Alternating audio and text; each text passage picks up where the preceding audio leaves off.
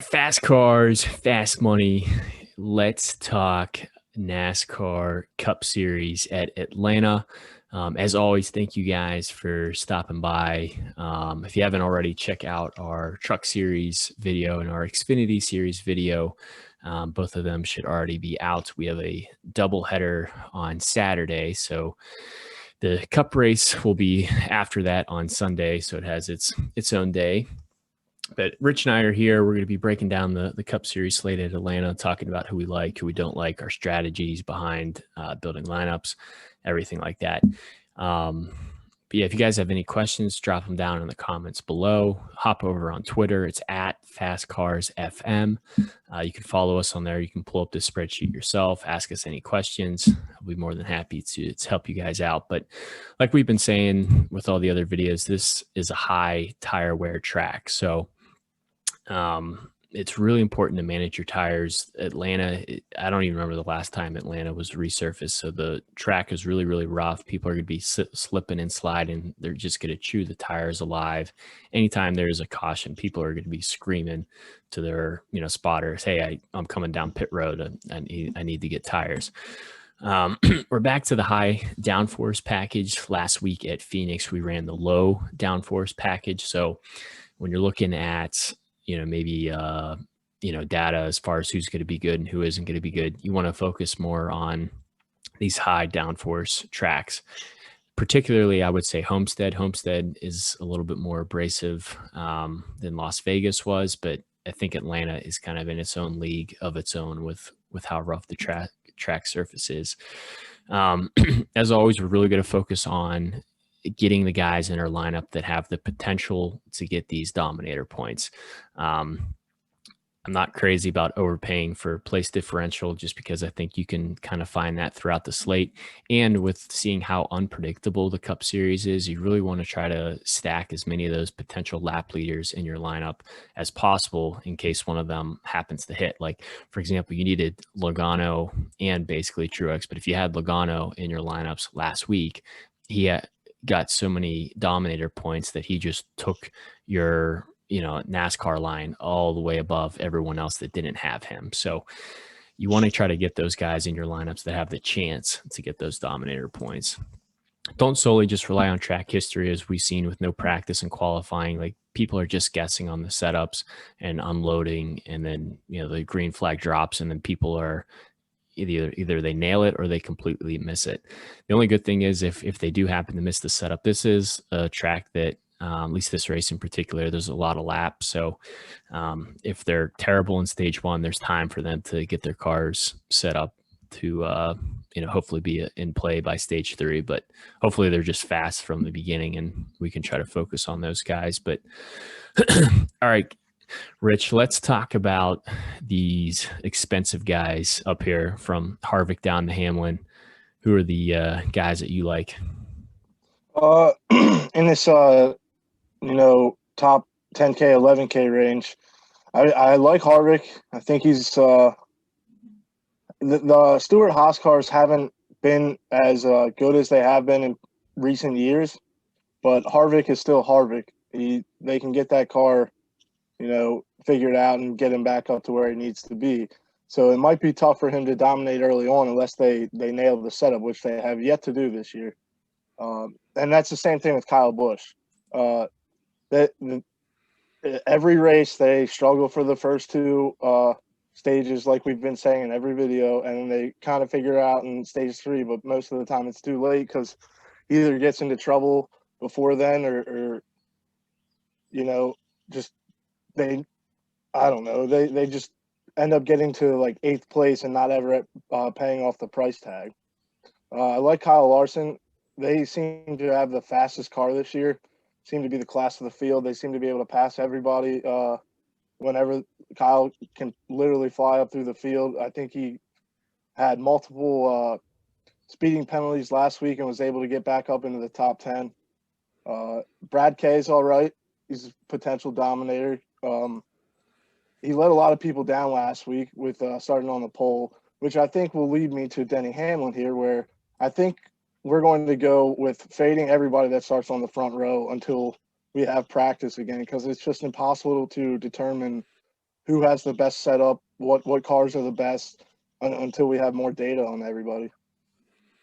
Yeah, and I agree. And it would be different if like Denny Hamlin was on the pole and then it was a bunch of like mid-tier teams or lower teams that were starting around him. But look at all these guys that are starting towards the front. I mean, you have Truex up there, Logano, Keselowski, Elliott. I mean, there's so many good drivers that are starting at the front of the field that I don't feel confident, in Denny Hamlin to run away with it. And there's going to be a competition caution with this race. So after however many laps it is, I don't know if it's 25 or what it is, but after that initial set of laps, like everyone's going to get re-racked. And we've seen with this package that on restarts, usually it's basically the second row that determines who is going to, be the lap leader. Cause it's okay, who are they going to push?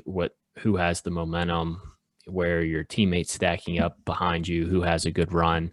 So it's tough to trust the pole sitter. And I think, Rich touched upon it that until we really have practice and qualifying, just beware if you do play these guys on the pole. They're extremely, extremely risky. Kevin Harvick, like you said, he's been a pretty big disappointment this year from Kevin Harvick's standard. Like, yeah, he's still getting good finishes, but usually when you're putting Kevin Harvick in your lineup, you're expecting him to get you a bunch of dominator points, which he hasn't done. But if you look at track history, he's really, really good at Atlanta. The only thing that scares me a little bit is they weren't good at Homestead. They really weren't good at Las Vegas.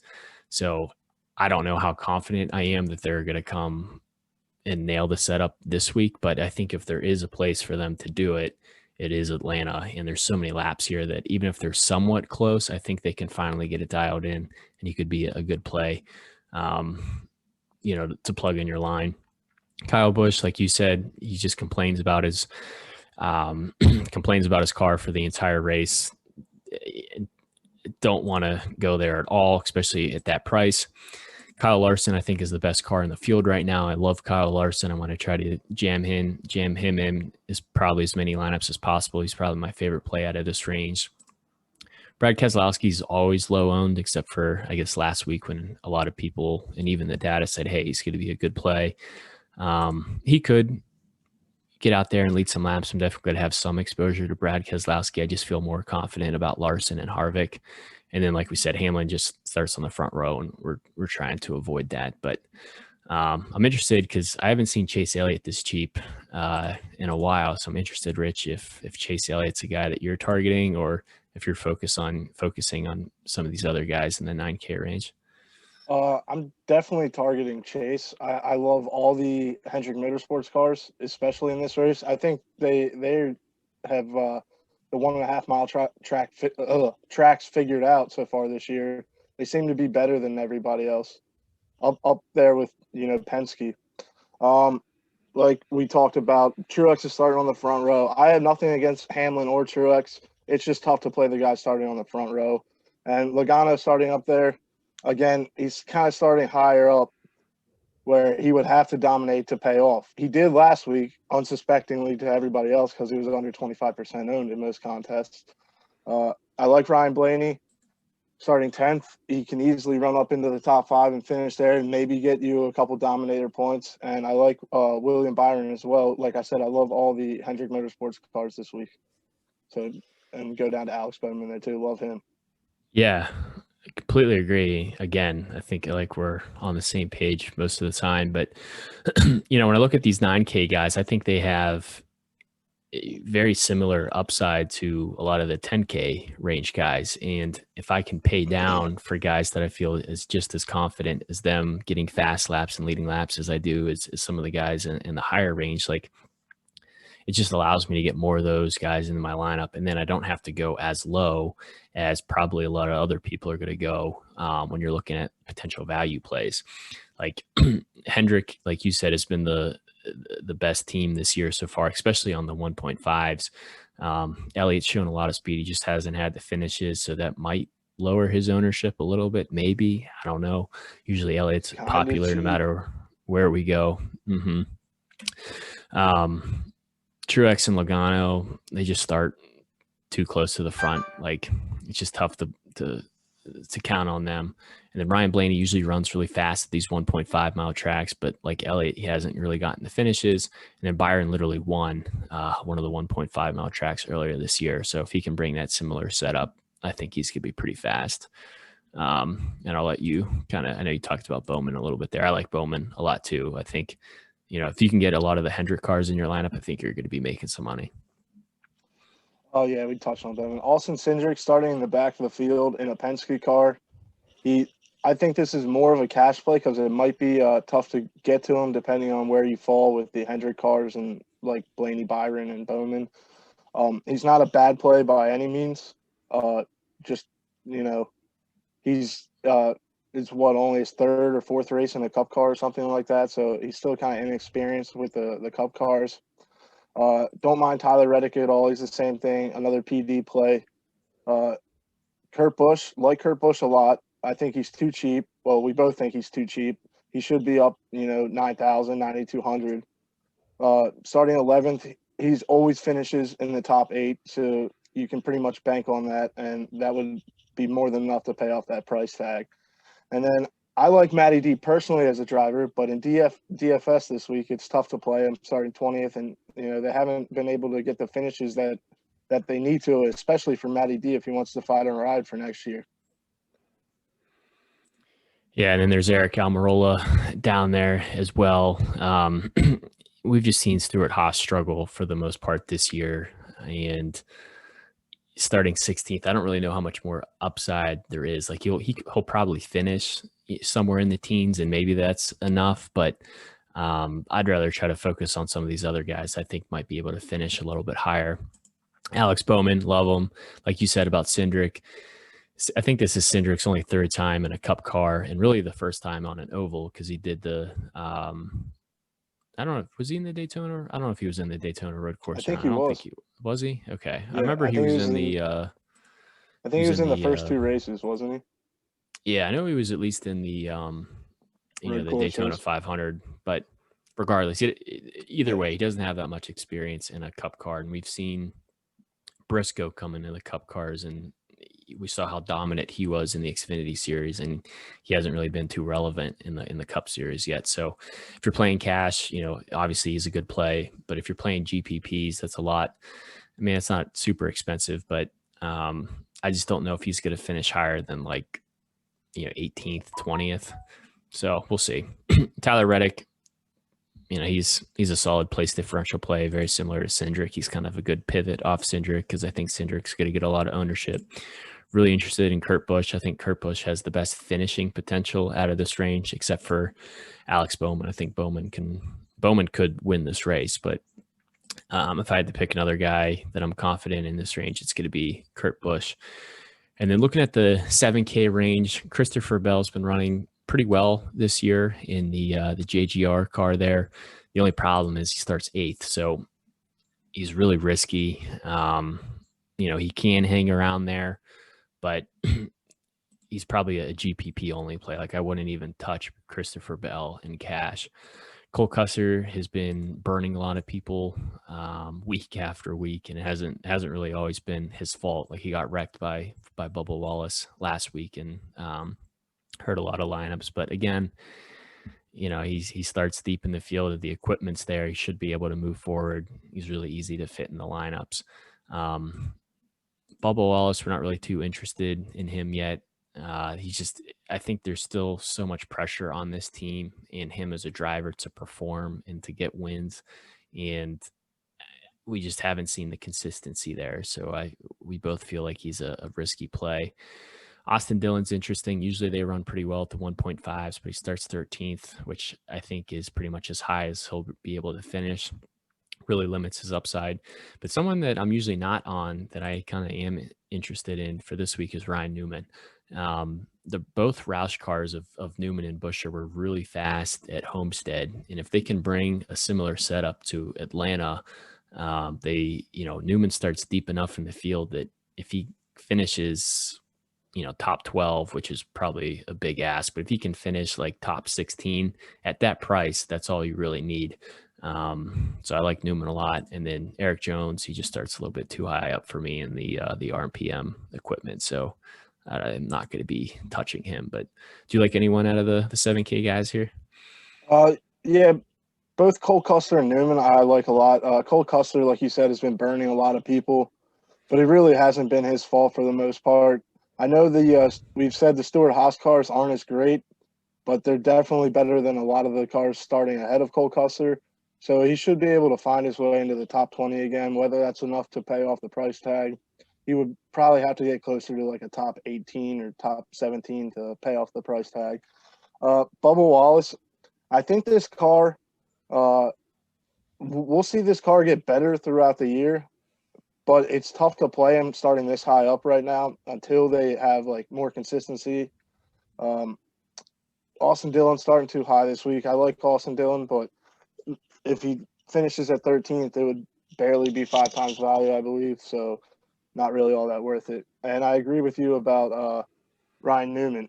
The Roush cars are super fast at Homestead. If they bring a similar setup, they should do all right here as well. And he should have no problem getting back up to the top 20. Into the 6K range here, like, again, the Stewart Haas cars, we need to see more out of them.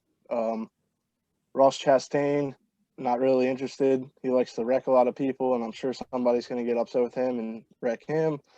I don't mind Daniel Suarez here. I know we have him at low interest, and they bumped his price up about $500, which is probably closer to where he should be, maybe a few $100s more.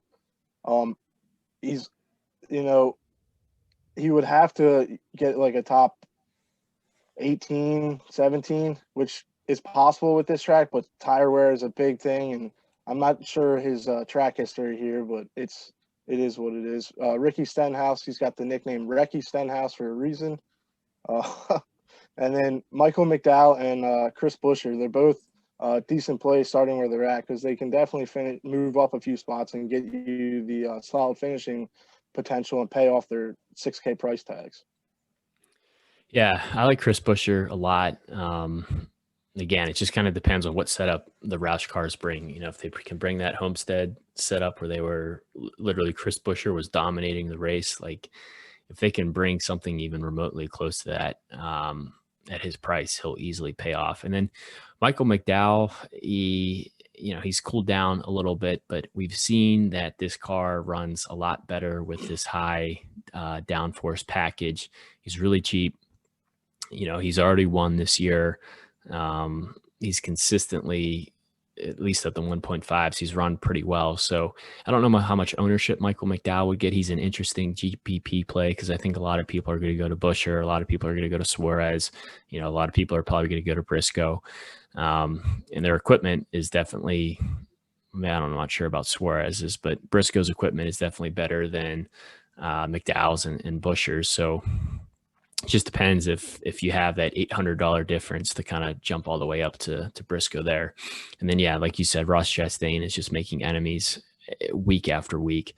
And it's only time before, he's on the receiving end of it instead of, him wrecking other people.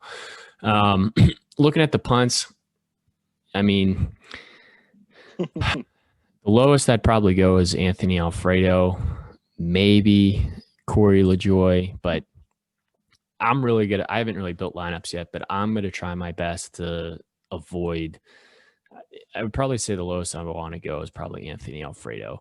Ryan Preece is interesting. I don't think he really ever gets that much ownership. Him and Stenhouse both actually are holding playoff spots right now, which is crazy to me to think about. And Stenhouse, believe it or not, has 0 DNFs this year. Obviously that's going to change. It's only a matter of time. Yeah, it's only a matter of time. But Priest is okay. If he starts 23rd, I mean, this car is a top 22 car. Like, he can move forward. Justin Haley starts way too high. Anthony Alfredo has consistently been priced as like the cheapest punt play week after week. And his starting spot continues to go backwards, meaning that he's continuing to finish worse than where he starts. So not really crazy about Alfredo. And then Corey LaJoy said this was going to be the best car he's ever been in. In the preseason, he was hyping it up, saying how excited he was about this opportunity. And I just haven't seen this car run well. It very Sometimes they well do. could be the best car he's ever been in, though. Yeah. I mean, he hasn't had good equipment, but I mean, he was doing like the one race, he was doing some crazy, maybe it was last race where he was staying out, trying to catch a caution, which if you're a team like that, I mean, it's an aggressive strategy. So I appreciate them being aggressive, but it didn't work out for them. And it really pinned him like 3 or 4 laps down once he was done with it. And he just completely took him out of the race. We've seen a lot of mechanical issues from the team as well. But are there any punt plays that you're feeling better about than others? Honestly, I think this might be the first week I'm a little interested in Ryan Preece, and that's just because he's finally starting in the 20s, and he's under 6K. He's probably the lowest I would go. I probably wouldn't go to Alfredo or LaJoy or Haley, but I'm probably staying above 6K with my lowest guy in most of my lineups. Yeah. So I think, again, to kind of recap this, like the Cup Series is so unpredictable that don't solely rely on, hey, this guy was good here last year, he's going to be good here again. Like we've seen that so far this year that just simply isn't the case. I would say anyone basically from Byron up to Harvick, like all these guys have a solid chance of leading laps, getting fast laps, and getting you those dominator points. And that's really what you need in these longer races to cash. So, or I guess you can even include Bowman. I'm not sure if I said Byron or Bowman there, but just try to get as many of these guys in your lineup as possible. I'm okay with building around the 9K range or the lower end of the 10K range, especially if it avoids going all the way down to some of these ugly punt plays that we've said. But what I'm doing, I think what Rich is doing as well, is mainly for the Cup Series. We're building multiple lineups, having ownership to a lot of these potential lap leaders. That way, we're going to have lines that have those guys. It just depends on how much ownership we have to the ones that are working out. And hopefully we're, over on the guys that are getting those points and not under. I know I was definitely under on Logano last week and I was kicking myself, but I know Rich had a good amount of Logano, so it paid off for you. Yep, I got lucky. Never. Do you have any other final thoughts there? No, good luck this week. All right, guys. Well, thanks again for tuning in. As always, liking the video, subscribing really means a lot to us. And you can follow us on Twitter. It's at FastCarsFM. But that's going to do it for the Atlanta weekend. And next week should be really interesting. It will be the Bristol dirt races. So make sure you guys tune in for that.